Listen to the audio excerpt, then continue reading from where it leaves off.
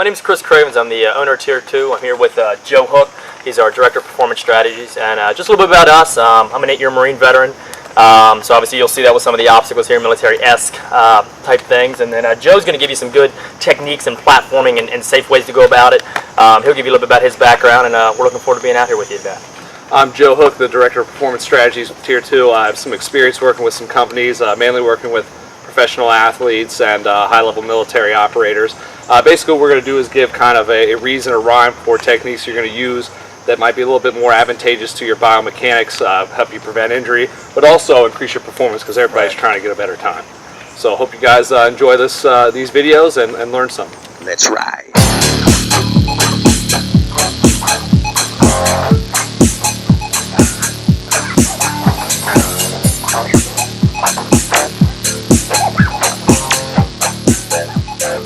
Here today at the what we call the Sternum checker. This is actually an obstacle that we helped build here at Tier 2. We're going to go over how to kind of avoid injuring yourself with this. There's a reason why it's called the Sternum checker, and we definitely don't want you checking your sternum. So we're going to go over how to do this obstacle correctly.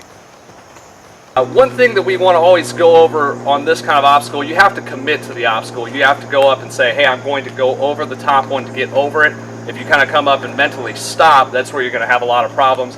This is all about momentum and finding a way to carry your momentum through over to the other side. So commit to it first, say, hey, I'm going to go over it, and that'll give you a chance, okay? We're going to kind of use this log as a chance to demonstrate our techniques and what we're looking for. When you come up, the first thing you're going to do is step over this log, come up to this log, and get to a double leg stance right here. This is going to enable me to kind of load into a jumping stance. You're still going to have plenty of momentum coming from that log, but you're going to be able to load up into here, be able to get a good platform to jump off of. When you jump up into that log is where a lot of the problems happen. That's why this obstacle is called the Sternum checker. Most people don't commit to the jump. Most people don't get a good platform to jump off of. Maybe they slip and they wind up landing into their sternum. Very uncomfortable. You know, you could even do so much as bruise your sternum. That'll kind of put you out of the rest of the race, so you don't want to do that. What you want to do is get that good, stable jumping platform and shoot for the log. So when we say shoot for the log, let's go ahead and jump up, find the log with our hands, and really press it away. So as my momentum's coming through, I want to press away and treat this almost like a pommel horse, because then I can kind of control my body over the log. So you have kind of a couple options while you go through here.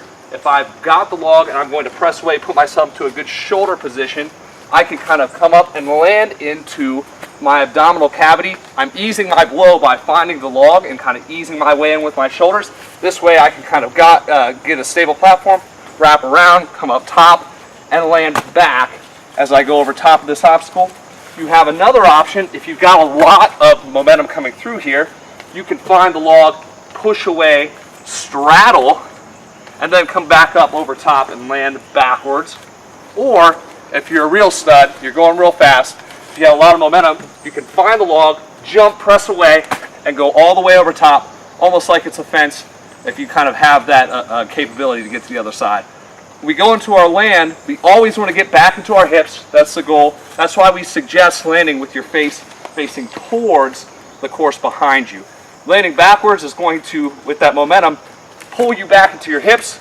It's almost kind of like a safeguards might block some bad movement where your knees come forward. So landing back to your hips safens that blow. Also, it's going to slow you down.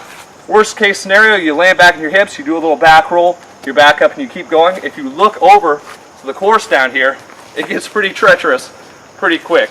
So that's what we suggest to you guys. If you want to, go ahead and come out and practice this. You can contact the guys at Mud Guts and Glory. We'd be more than happy to accommodate you. And we look forward to seeing you out on race day.